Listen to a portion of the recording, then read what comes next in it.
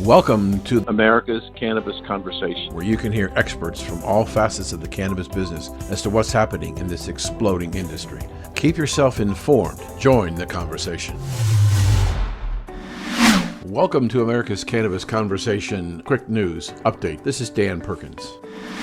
Trenton, New Jersey marijuana sales could start just weeks after Election Day under a key senator's plan. If New Jersey voters approve a marijuana legalization referendum on the ballots next week, sales in the Garden State could get rolling at a record speed. A plan by one of the top lawmakers would allow the state's existing medical marijuana dispensaries to begin selling to adults over 21 within a month after the election.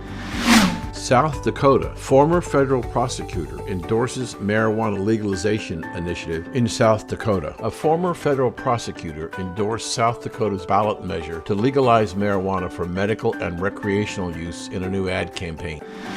California, marijuana multi-state operator Forefront enters $30 million sale-leaseback deal to pay down debt. Multi-state operator Forefront Ventures is utilizing a $30 million sale-leaseback transaction to rid itself of debt to the corporate lender. The all-cash deal with California-based Innovative Industrial Properties, IIP, involves the sale of cultivation and production facilities owned by Forefront in Washington and Massachusetts. IIP will then lease the facilities back to Forefront under a 20-year lease agreement, so the Arizona company continue to use them. Our final story comes from Missouri, as a Missouri official predicts recreational marijuana legalization in the 2022 vote. The director of Missouri's medical cannabis program expects adult use marijuana to be on the state's ballot in 2 years. Lindo Falker, a director of the state's medical marijuana program, told the Kansas City TV station that he believes legalization of medical marijuana was a stepping stone to a full legalization. And that's your American Cannabis Conversation Quick News. Welcome back to the conversation, and joining us again is Gary Allen, the COO of New Frontier Data. And this program will air just before the vote in the House on the MORES Act about descheduling cannabis. And I thought I would like to speak to Gary about what his observations are about what's going on in Congress and what's happening around the country about deregulation and expansion of the market. So welcome back again, Gary. Well, thank you very much. Sure.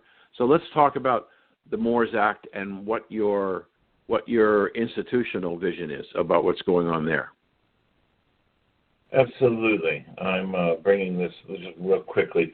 So listen, the MORES Act is obviously, it's designed to decriminalize and potentially not only decriminalize marijuana use and also rename it in the federal guidelines as cannabis instead of marijuana, but it's also intended to give the federal government and states the authority and the runway to annul those convictions and roll back those convictions for marijuana use.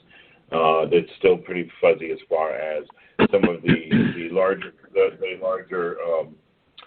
possession convictions. It's also designed to put in some protections and pave the way for the Safe Banking Act, and to allow the Safe Banking Act to actually be legal without the Safe Banking Act necessarily passing in and of itself. And so I think those are the two things that people are really focused on. You know, and the result of those things, marijuana being renamed in the federal government's cannabis sounds a little bit like splitting hairs, but it's actually not. And a lot of that is because of the inference that the word marijuana comes from, or that the word marijuana places on everything from the sale of it to a conviction because of the use of it. And then secondarily, really, once we have safe banking practices and acceptable banking practices that allow the industry to operate within the guidelines of our federal government, the industry is really set to explode from there. Right. I would agree. I would say not disagreeing with you, but taking a different position. As I look at the Moores Act, I think that the most important part, not the only part, but I think the most important part of this legislation is the elimination of 280E. Most people don't know anything about 280E as it relates to the cannabis industry. Right. And just to tell the audience, 280E is a provision of the Internal Revenue Code that does not allow cannabis operators to deduct normal operating expenses against revenue. So the tax liability of somebody who's in the cannabis business is incredibly high. And as you said in a previous show, the idea of making a profit is dramatically reduced by the tax liability and the cost of not being able to deduct the operating expenses. So that's part of this new bill. I started before the Democratic convention interviewing people about this legislation, which was supposedly coming out in a week or so. And I would say to you, Gary, that a lot of the people in the industry that I interviewed were very disappointed at the Democratic platform when the platform committee voted almost 2-1 not to include any descheduling of cannabis. And now recently, in the last few days, I've been seeing what they call rumors on the Hill that people who were supportive of the Moores Act, Denny Hoyer in the House is saying maybe this is not the best time because of the proximity to the general election to put this issue on the table. Now, the proponents are saying it's still on schedule, but we've got people talking about maybe postponing this because of the November election. If it gets postponed and the Democrats lose control of the House and President Trump gets reelected, then what's the likelihood of reform in the cannabis industry? Well, I think there is a lot to unpack with that question. So a couple of things.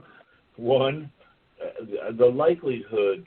So I think as New Frontier Data, as the CEO of New Frontier Data, and as Gary Allen, in my personal opinion, I think it's really important that we look at this through a very realistic lens.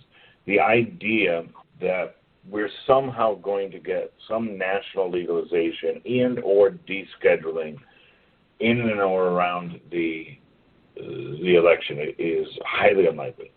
The House is going to pass the Moore Act. We believe very, very strongly that the House is going to pass the Moore Act. We don't believe that the Senate, we don't believe that it will come to a vote. The Senate, the current Senate, will not bring it up, and they will not take it up for a vote before the election. And certainly, with the predicted chaos that everybody believes is going to happen in the political climate between, November 3rd and January 20th, it's just going to be overcome by events. And I think it's just a very it's just a very realistic look at what's about to happen. All of that being said, this is 2020. And I don't think that is I don't think that that's a fact we can ignore. Meaning, really, really strange things have happened this year with Kamala Harris really going after this as the former Attorney General of the fifth largest economy in the world, and somebody who has been criticized heavily on her enforcement of these laws specifically. Her voice can't be underestimated and how powerful it will be, especially and growing over the next 60 days. So we don't believe this is going to get out of the Senate at all. We don't believe it's going to get on the Senate floor. However, with the Biden-Harris ticket saying that they're really going to take this on, it may just do that. All of that being said, we also believe that there is going to be there is going to be a need for the safe banking portion of the MORE Act to be back into the Safe Banking Act, and we actually believe that may get through early in January. Or late in January, wow. Sorry, when they come back in session. And if that happens, obviously that will open up the market. One other thing really important to understand as well is that with the number of ballot initiatives in November, we are very quickly getting to that 2/3 majority, right? And listen, I'm not going to even approach what a 2/3 majority means constitutionally. All I mean is that we may very well be at that tipping point. That again, 2020 is 2020, and because depending on how many of these states actually pass, Arizona is going to be a really important one to look at. It failed in 2016. Polling looks super strong right now that it won't fail. The pharmaceutical companies who are mostly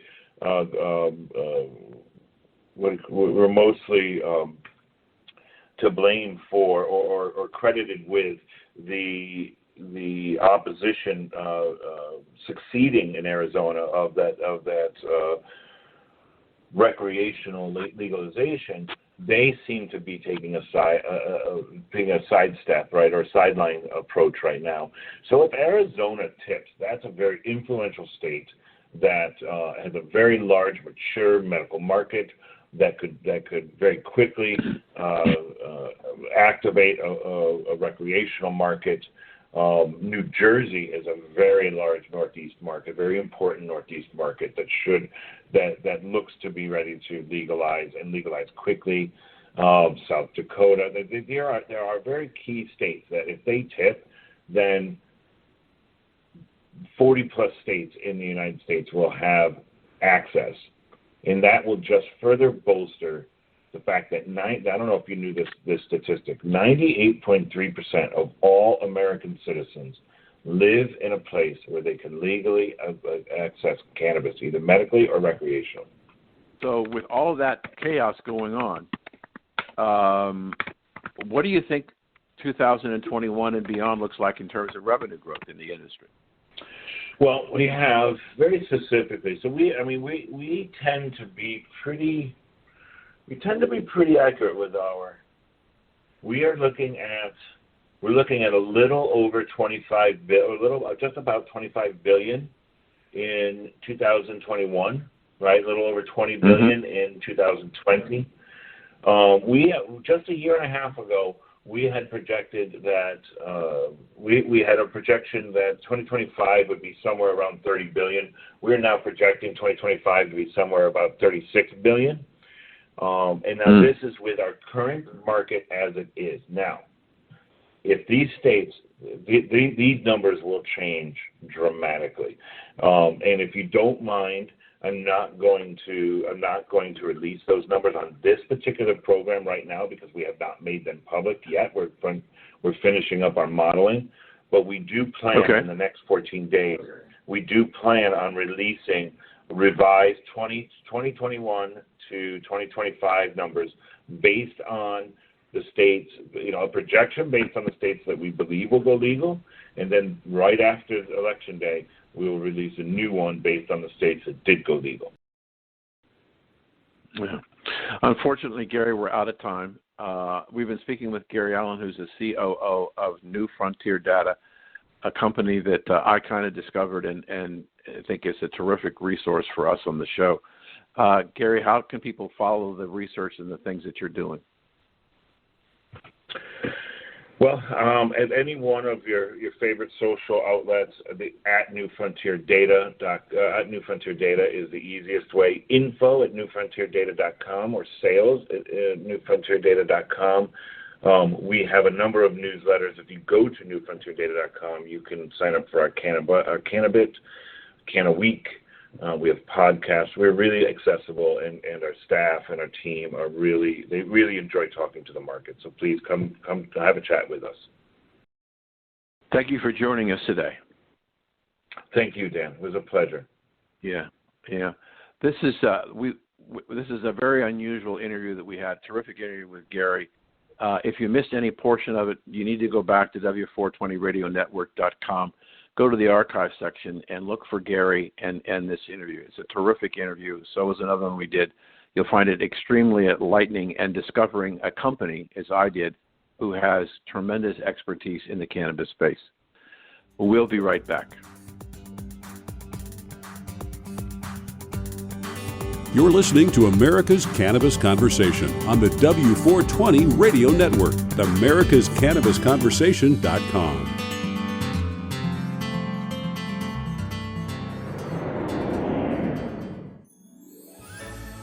Hello, this is Dan Perkins for your Songs and Stories for Soldiers Veterans Tip of the Day. Did you know the unemployment rate for veterans is 12.5%? Because of the pandemic, the number of homeless veterans is increasing rapidly. In fact, there are waiting lists at VA shelters for people to come. Many of the veterans who go to the homeless shelters find themselves without decent shoes to go out and apply for a job. They come to the VA and they get health care, clothing, food, but they can't get shoes and socks. That's why we started the program. We are in our 4th annual Shoes and Socks for Homeless Veterans Drive. If you want to help, go to songsandstoriesforsoldiers.us and click on the Amazon button where you can order shoes and socks that are sent directly to me, and I will deliver them to the VA facility so veterans will get shoes and socks. That's songsandstoriesforsoldiers.us, Amazon button. This is Dan Perkins for your Veterans Tip of the Day.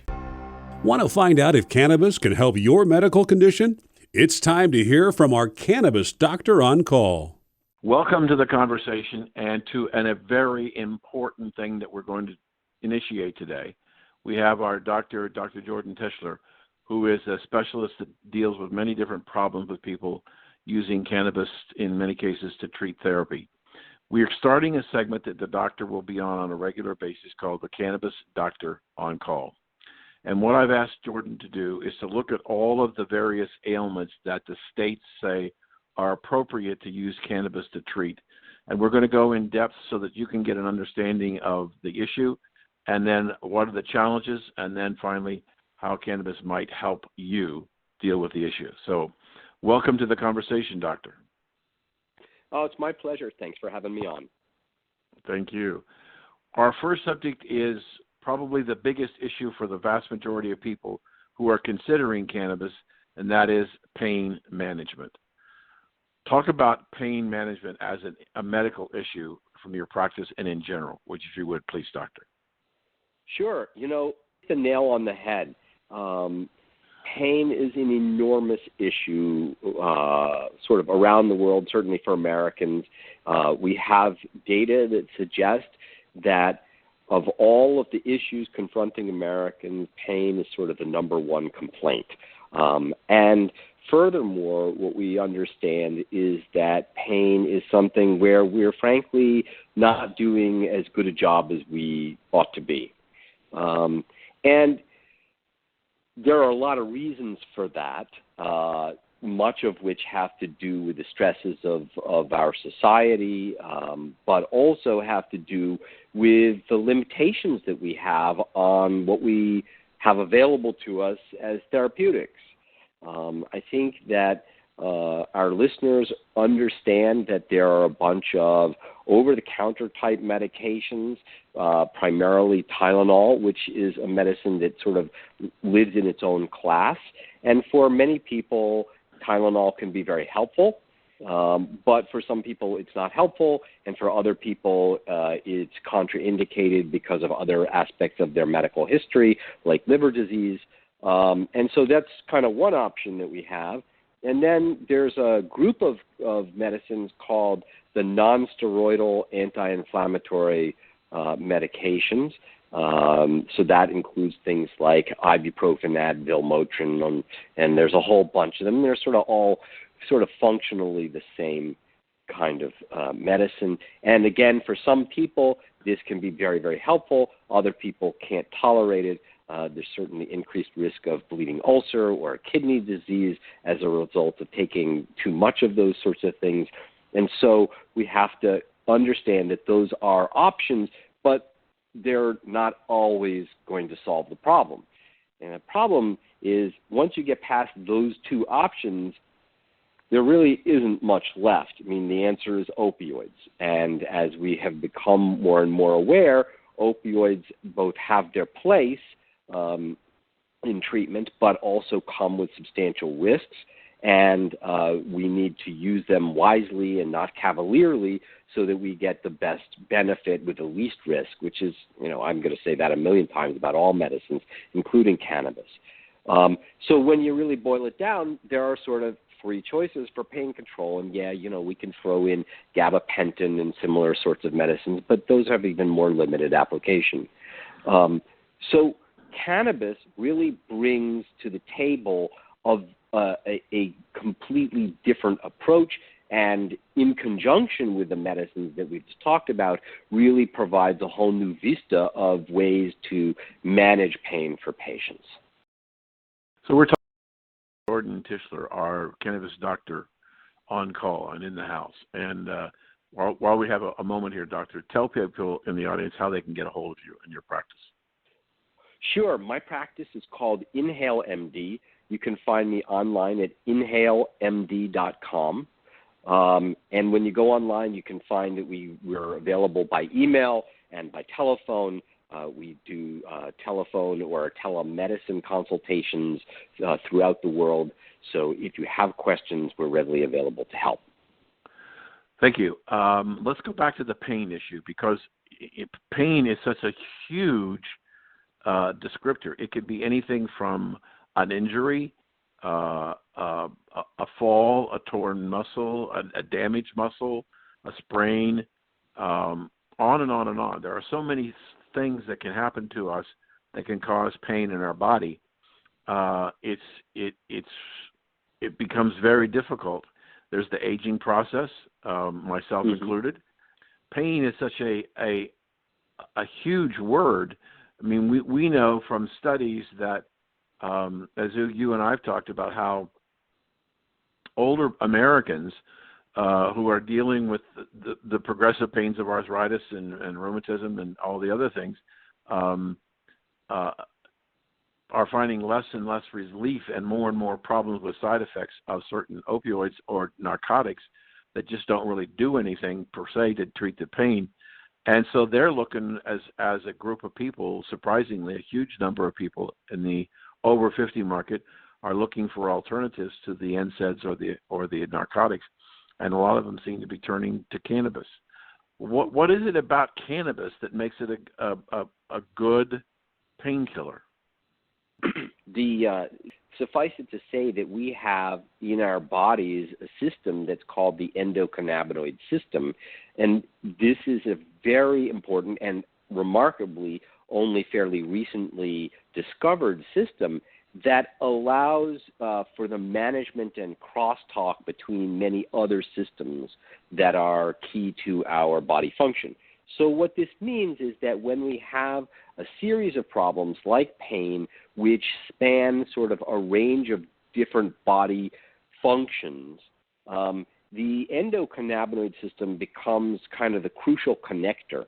And so if we can get into that system using cannabinoid medicines that are derived from this plant material, then we can get in there and really shut down the problem, because we can now understand the specificity of how this medicine works and where it's working. And so oftentimes people with severe pain are going to need opioids. And I think we've gotten to a really weird place right now where everyone, like your wife, is so afraid of them that, that they will run the opposite direction. And I think that that's not so great either, because opioids are effective, and particularly in the acute setting, like a hip replacement, and, when used judiciously and for a short period of time, are relatively safe.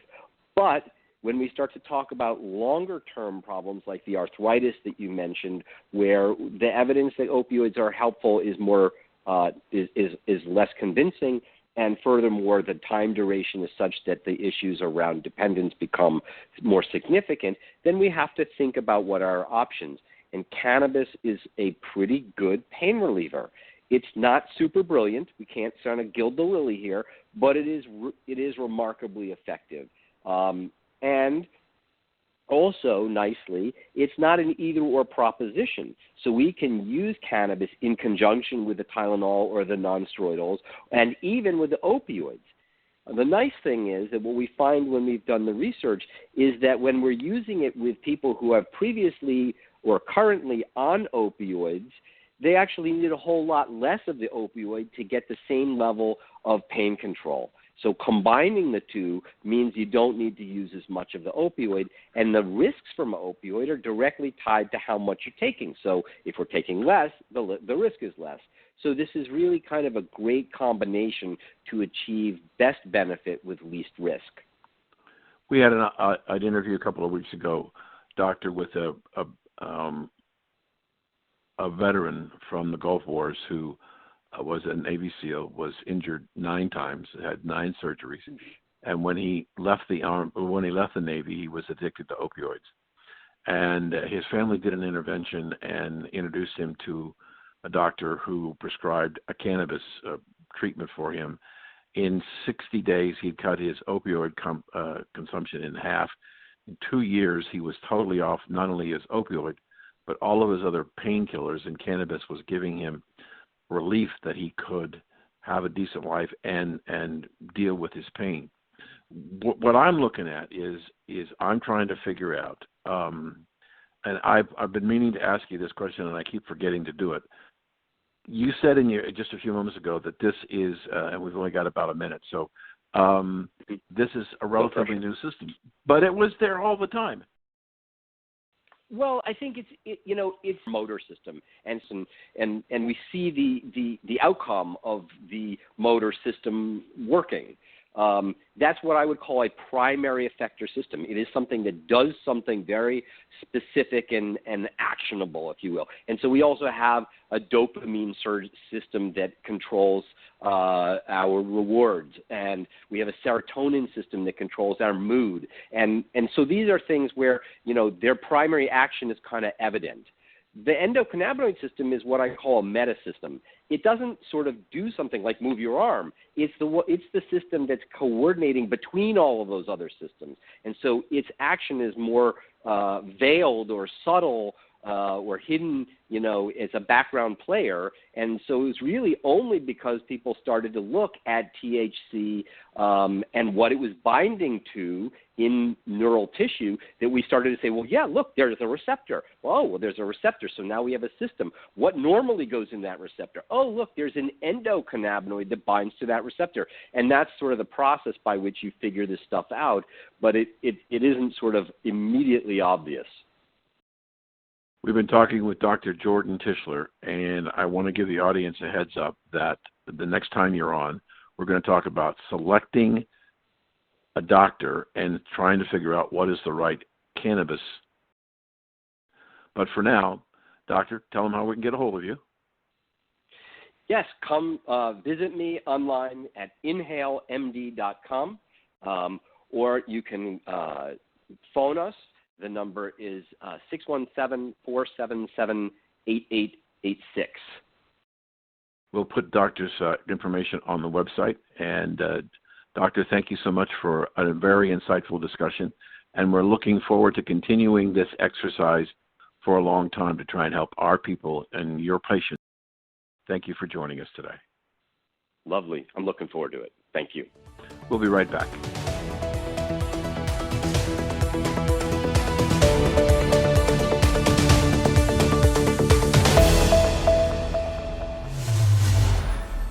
Hello, this is Dan Perkins for your Songs and Stories for Soldiers Veterans Tip of the Day. Did you know the unemployment rate for veterans is 12.5%? Because of the pandemic, the number of homeless veterans is increasing rapidly. In fact, there are waiting lists at VA shelters for people to come. Many of the veterans who go to the homeless shelters find themselves without decent shoes to go out and apply for a job. They come to the VA and they get health care, clothing, food, but they can't get shoes and socks. That's why we started the program. We are in our 4th annual Shoes and Socks for Homeless Veterans Drive. If you want to help, go to songsandstoriesforsoldiers.us and click on the Amazon button where you can order shoes and socks that are sent directly to me, and I will deliver them to the VA facility so veterans will get shoes and socks. That's songsandstoriesforsoldiers.us, Amazon button. This is Dan Perkins for your Veterans Tip of the Day. This is Dan Perkins, and we're about halfway through today's conversation. I hope you have found the people interesting and helpful. In case you didn't hear all of the interviews in today's conversation, you can go to W420radionetwork.com after 5:20 p.m. to listen to this show. W420radionetwork.com. And now, back to the conversation. Welcome back to the conversation. And joining us again today is an author who has a wonderful book that can help all of us, especially small business people, Russel Brunson. And he's got a fascinating background as it relates to working at e-commerce and websites and helping people grow their business, and especially in this time when we're trying to deal with the pandemic and how we continue to grow our business. Russel, thank you for joining us today. Yeah, thanks so much for having me back again. So let's talk about your new book, Traffic Secrets, the Underground Playbook for Filling Your Website and Funnels with Your Dream Customers. Did I get it right? Yep, you nailed it. That's the new book. It's all about, like you said, for business owners, how do you get traffic or people to come to you?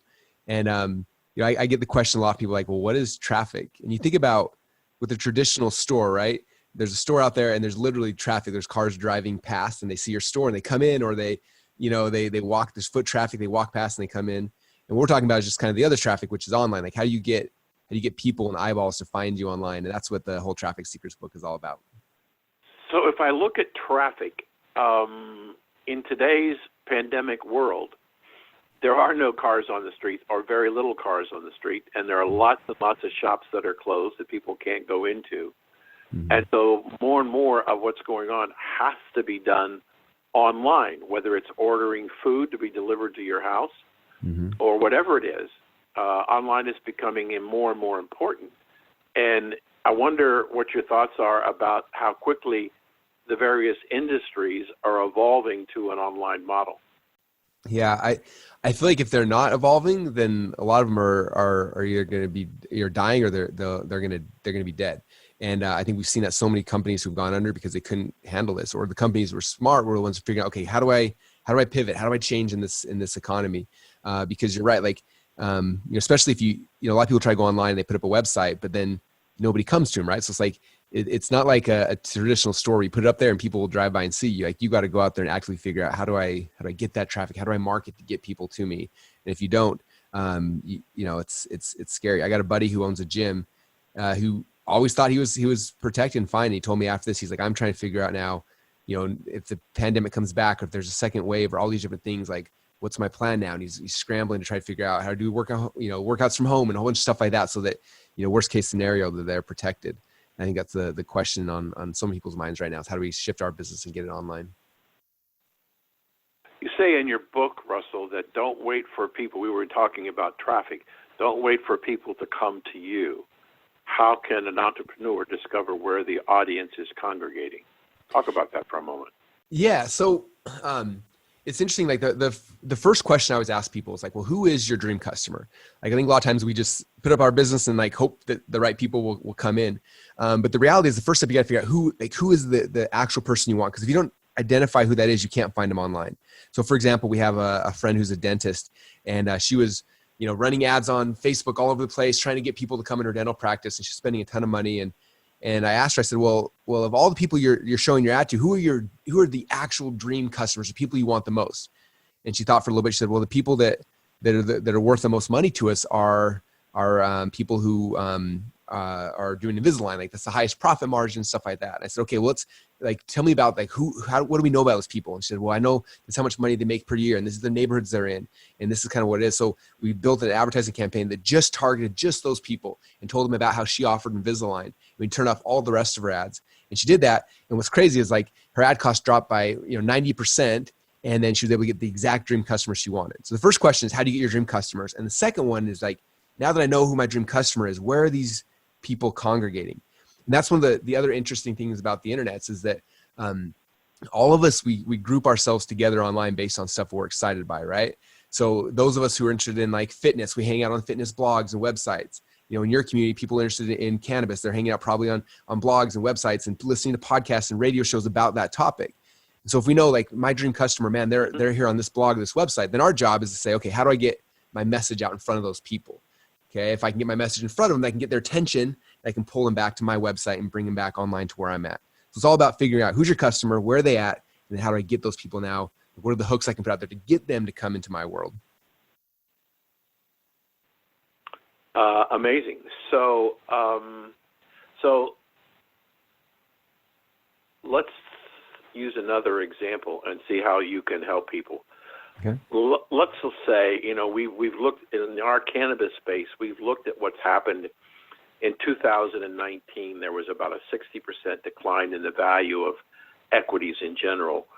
And starting off in 2020, just before the pandemic hit, that slump was continuing. And what the industry found is that there are a lot of people who own businesses who don't know how to operate businesses. Mm-hmm. They thought they were going to make a fortune, a quick hit, and now they're finding themselves in the nature and style to be able to run a business. And many of them don't have a lot of experience in running a business. They thought it was going to be pretty simple. Mm-hmm. So what would you recommend a person to do today if they were saying, look, I think the decline in the cannabis business is probably over in terms of valuations, mm-hmm. especially when they saw what happened during the pandemic where they were considered to be critical and they were allowed to stay open. If you're saying, well, maybe we're in at the bottom and now is the time to start. If you were talking to somebody about a startup entrepreneurial venture, mm-hmm. what should they be doing different today? Ooh, that's a good question. I think, and I tell this with most businesses that work that are startups, is like a lot of times we think about our business as the product we sell. But the reality is our business is the customers that we serve, right? So it's coming back and saying, okay, the first thing is not going to be like, how am I going to sell my product? First question should be like, well, where are my customers at? Before I start any business now, the first thing I do is I look for the customers. If I can find them first, like, okay, they're over here on this website, or this is the blogs they're on. This is where there's an email list I could rent that has my dream customers on, whatever those things are. I'm looking for those things first. That way, when I go and I decide to start the business and create the products and have all those things, I already know where the customers are. I'm not looking for them. The wrong way to do it is to create a product and then go look for customers. It should be like, I found the customers, find out exactly what they want, and then go get them. I heard somebody tell me one time that the simplest way to make money in business is, he said, it's a 3-step process. Step number 1 is you find a hot market. Step number 2, you ask that market what they want. And step number 3 is you give it to them. As opposed to right now, we're like, okay, I created this amazing product. I got this product. I'm going to go and shove it down people's throats. It's like, no. Like, let's find the people first, find out what they want, and then give that to them. And so that's what I would start is really spending time doing the research. Like, okay, when I start selling this thing, where am I going to get the traffic from? Where are the people going to come from? And mastering that first. And then it makes business really, really simple, because now you're just filling a need that people already have. So you're going to look for companies mm-hmm. that are in the business of serving customers that you would like to also serve, and you're going to co-op with them by running advertising through those companies on their email list, trying to get them to come to you. Yes, exactly. Is that correct? Yep, that's exactly how it works. Great idea. Yeah. So what's I listened to what you said there, and on the surface, I'm somewhat of a Pollyannish person, so it sounds like a great idea. Then my practical person jumps in. Why would they want to do that? Why would they want to sell advertising to their clients on your products? Why would they want to do that? Yeah, some companies don't. Some companies, they have an email newsletter and they sell their products. But the majority of people who spend the time to build up a newsletter, their revenue stream is from selling advertising. And so what we do is when we start searching for these opportunities is we'll find their website, and on the bottom of the website, you scroll to the very, very bottom of the footer, usually there's a link that says like advertise with us or advertise here or media kit or something like that. You click on it and it'll take you to a page that says, hey, we have a newsletter. It has 30,000 people and these are the demographics and this is how it works. And these are the ad costs. And so that's how they make their money. They spend money to build the list up and then they sell advertising. That's how they monetize. And that becomes their whole business for a lot of people. So you could get a message out to 30,000 people for a hell of a lot less than you can try and build it on your own by simply buying advertising on somebody else's site. Oh yeah, for sure.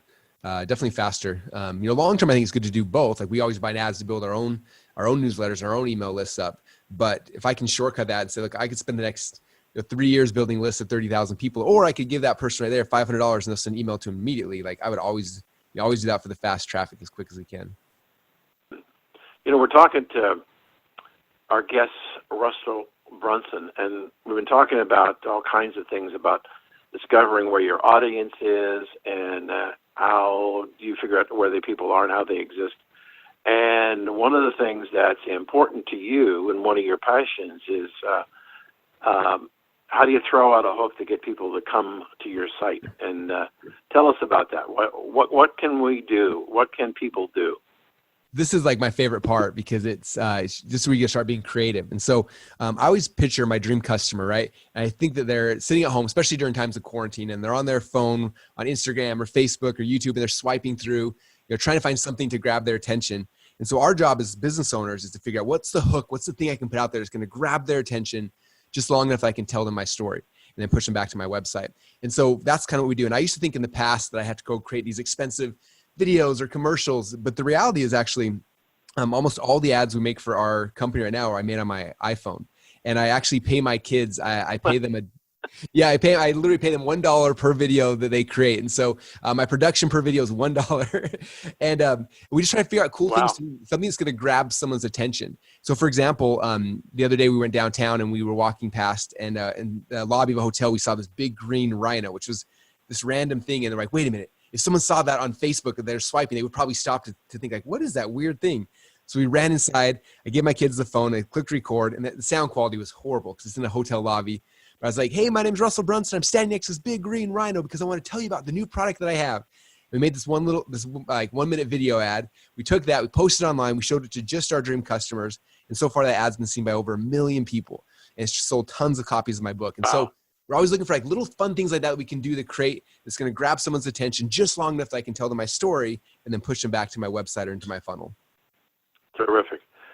So, Russell, how can people, I know they can get your book at www.trafficsecretbook.com, but how do they get a hold of you and your company? Yeah, they said that right now we're doing a special offer because it's launch week for the book. So we actually bought a whole bunch of hardbound copies. So you can get a free one over at trafficsecretsbook.com. And then if you want to learn more about our company, if you go to clickfunnels.com, all the information is there. And that's where they can find out more about us and get a hold of us if they need to. Good. Thank you so much for putting up with the technical issues and joining us today. It's been a fascinating conversation. No worries. Thanks so much for having me. If you didn't hear all of this terrific interview with Russell, you can go to W420radionetwork.com and download this and its previous appearance and other shows to keep yourself abreast of what's going on in the cannabis and marketing industry. This is Dan Perkins. Thanks for joining us.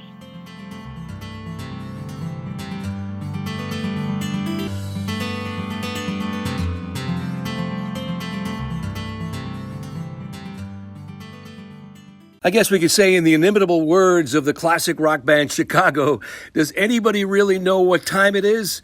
Our guest today in America's Cannabis Conversation sure does. He makes the 420 Waldo watches. Say hello to Barry Cohen. And Barry, the Waldo watches, you're getting lit. Tell me what this is all about. All right. Well, basically what we did is our watch company, Time Concepts, has a few brands in it, underneath it, in the stable, so to speak. And as I was kind of observing the landscape of what's going on in our society today, I saw some causes that I felt deserved support. I realized at this stage in my life I really hadn't given back, so now seemed like the time. And one of those causes was a desire to see federal legalization of medicinal cannabis for a number of reasons. Now, we've seen the states jump up to, I think it's about 40 states right now that have legalized on the medicinal side, and if I'm not mistaken, 15 on the recreational side. But on the medicinal side, the states are so far ahead of the Fed, and it's causing such problems in the area of businesses and the banking issues and so on. And it just seems kind of silly that the federal government hasn't yet legalized it. So we created a brand, 420 Waldos that has a little bit of the story of how 420 became what it is, the phrase that it is, which dates back to 1971, so a nice 50-year history there. But the entire purpose of the brand is very simple. With every single watch we sell, we donate up to 20% of the sales proceeds to organizations that are working to try and facilitate federal legalization for medicinal cannabis. And those two organizations that have gotten our donations thus far have been NORML and Drug Policy Alliance. But of course, we leave ourselves open to other opportunities for donation. That's the purpose of the brand. So you can have what I commonly referred to as conscious capitalism. You can go make a buck, but you can do a good thing with some of your proceeds as well. Well, I guess that's true. And to be completely candid on this one, we're not even trying to make a buck. We make bucks on our other watch brands. Mm-hmm. This brand, its purpose is to try and affect change. I mean, at this point, I think everyone pretty well knows that there's a large amount of the population that's finding relief from medicinal cannabis. And interestingly, two groups, I mean, if we can't support these two, I don't know who we can support, is the elderly with arthritis and other conditions they have, and veterans. And veterans are a very large chunk of that populace that's finding relief from medicinal cannabis. Well, in my former brand, when I founded and built Luminox, we supplied a lot of military.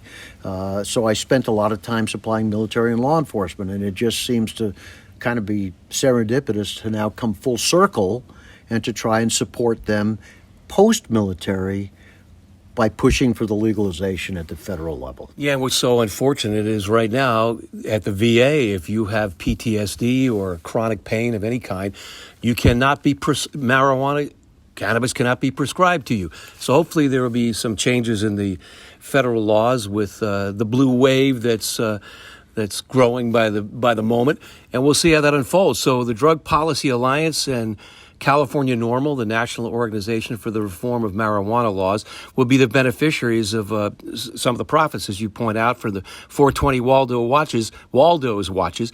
And I love the fact that you have the male and the female watches, and you gave them some cool names.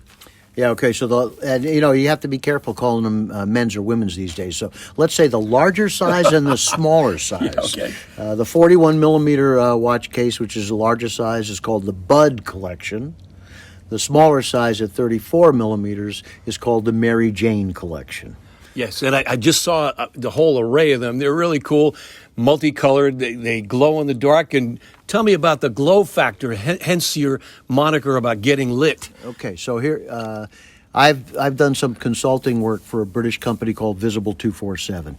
Again, my background is in Lume. I founded and built and owned the Luminox watch business. That business was all about a self-powered illumination that made it easy to see time in the dark. So Lume has kind of been my life, 27 years there. So this company, Visible 247, that was pioneering a new illumination technology, engaged me to help them with business development, and we went to over 100 U.S. companies to talk about how we could possibly add their illumination as a feature to products that already exist or develop other products. Working with these big companies is like trying to turn the Queen Mary. You know, they've got scheduled releases, and they're out, a year, 18 months, 2 years, and you just don't know when you fit into their mix. So I thought to myself, listen, the one thing I do know is I control my watches. So why don't I put watch dials, use this technology to create watch dials and get them out as soon as possible as another example of something to point to for the Lume technology. And what this technology is, it's the highest performing photoluminescence ever created in injection molded polymers. So the dials of these watches are injection molded polymers with colorants and with proprietary technology in it. The colorants give you the different dial colors, and they glow in a multiplicity of colors as well. So the technology was available in up to 22 colors and glowing in a myriad of colors as well. And because they glowed so well, we figured, hey, let's use the slogan for the brand, 420 Waldo's watches, get lit. Now, obviously, it's a dual entendre in that part of it is enjoy the lume in the dark, and the other part is, well, people get lit. Yeah, and you got to know what time it is. And these things will charge in Yeah, real quick. 10 minutes of any type of light. It's light energy we're talking about. So any type of light that can hit the dial for 10 minutes will yield about a 10-hour or more glow in complete darkness. Now, your eyes have to be totally dark adapted, but in complete darkness, you will see them glowing. And unfortunately, and this is a sad part, the pandemic has had adverse effects on many. This British company, unfortunately, was a casualty of the pandemic. So they are no longer, but we do have the lume in the watches, and I've established a relationship with the factory that produces it for other opportunities where this lume might be desired. Well, you got a very meager carbon footprint. Battery powered, your carbon footprint is minimal. What about the entrepreneurship, or if somebody wanted to get involved in a similar vein?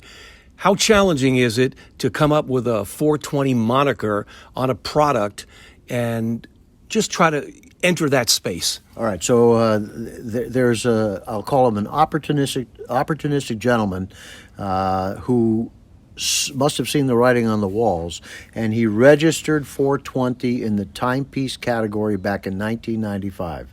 So if you want to have 420 on any watch you make, you're going to have to work with this gentleman. He owns the rights, and we're working with him. Okay, but generally speaking, I mean, you have the marijuana leaf on the watch itself, on the face, and what other aspects of it? So just to, for the amusement factor, if nothing else, there's an index or a spot at every hour for you to see the hours. But at the 4 o'clock hour, we put a cannabis leaf, and that cannabis leaf is there because that's 4, and it's also 20 minutes after the hour, so it's both 4 and 20. Sweet. Well, I'm just curious. In our day, we're kind of the OGs in the cannabis world. We've been around it a long time. All the taboos, all the stigmas, and now the social acceptance, and now the corporate acceptance. So just talk about the evolution for you as a businessman and as a connoisseur of cannabis.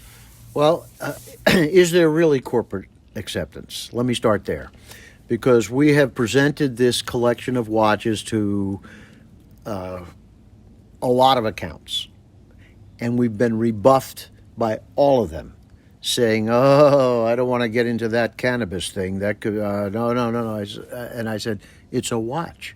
It's not cannabis. You're selling a watch." Yeah, but it's a politically charged situation. Mm-hmm. I don't think we want to go there. So we essentially are doing 99% of our business off our own web store at 420waldoswatches.com. So, or at timeconcepts.net. Either one of them, you can find the 420 Waldo's watches. But so when you talk about that it's readily accepted, it's not readily accepted. Mm-hmm. That's the reason that we're trying to push for this federal law change, because once that happens, then it will be accepted. Barriers are being somewhat eroded, or there's chink in the armor, because in many of the cultures of our contemporary society, the cannabis world is, just de rigueur.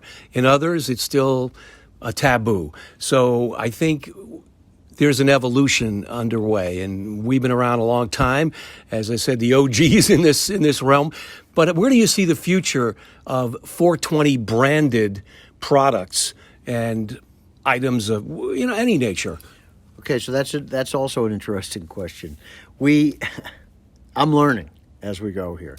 So we got into a few dispensaries with the collection. And sadly, what we found is the people going into the dispensaries, they're looking for cannabis products. They're not looking for an accessory. Now, admittedly, we didn't cut corners on. These watches have a suggested retail of $150. We tend to offer promotions all the time where you can get 20 off, 25 off, 33 off, and so on. But they have not sold very well in dispensaries. And this tells me you got to listen to the consumer. The consumer speaks with their wallet, and it tells me that they go to the dispensaries not to pick up a watch. Now, if we made, say, a $50 watch, might that have been a difference? Yes, it might have, but that cuts against the grain of who I am. For me, quality is job one. If we can't make a reasonable and good quality watch I really don't want to make it then. I would pass on it. And people who see our watch will say, in fact, I just got an editor today that received a watch that she's reviewing, and she said, I'm overwhelmed by the quality. I could tell right away this is a higher quality watch way higher than I expected. So in the end, I'm kind of thinking this. I need to, if I want to really sustain this with watches, I'm kind of thinking I need to create a collection of as high a quality as I can that can sell for $80. Why 80, you might ask? Why 80? Because that's 420s. Oh, I love it. I love it. And maybe a signature edition with a prominent pop culture endorser would be a good way to go. Well, now you're talking about the seismic change in our world as to how products are built and accepted. In this day that we live in today of social media and influencers, the reality is if we had one or two significant influencers that caught wind of our watch, that got one as a gift, somehow had one, and gave us a little love on social media, I'll give you a couple that come to mind. Someone like a Seth Rogen, someone like a Snoop Dogg that are known to be in the cannabis space. Even some of these pro athletes that are creating cannabis collections. If one or two of these people would say, oh, dude, check out 420 Waldo's watches, that changes everything. Mm-hmm. If somebody's got 1 million followers here, 1 million followers there, all of a sudden everybody knows us, and it has the implied endorsement of a luminary. Right. And unfortunately, we don't know these people. Well, maybe through our America's Cannabis conversation that we're having today, you'll reach somebody. Maybe Mike Tyson.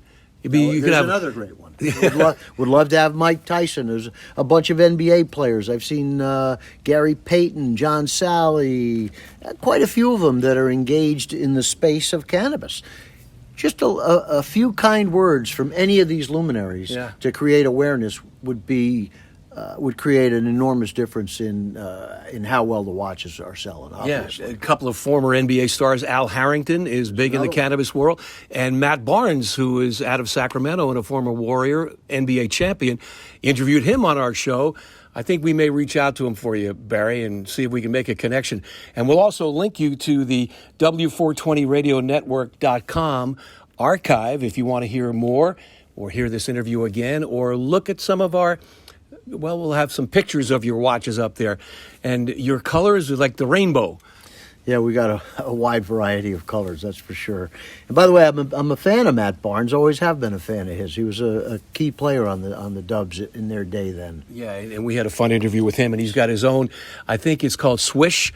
It's his new brand that is launching soon or has launched with his cannabis world. So I think breaking down barriers is a key, and hopefully you'll get an opportunity to do that with your 420 Waldo's watches. I should also mention for you that 420, as I said, is in the company Time Concepts. And Time Concepts was conceived because over the years, having been in the watch business for so long, people would invariably say, hey, watches, would you make one for my brand, make one for my retail stores?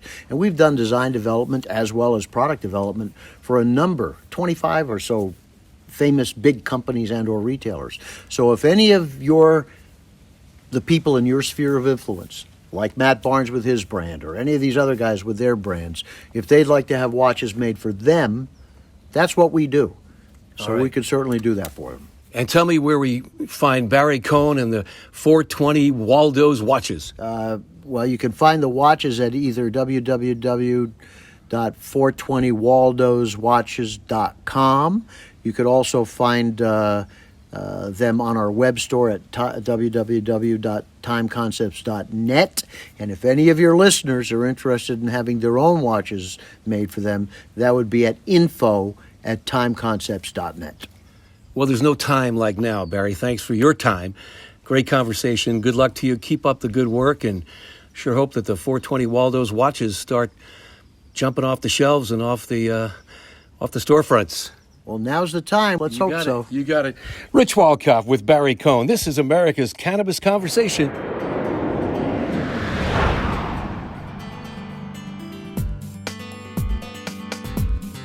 thank you for taking part in America's Cannabis Conversation.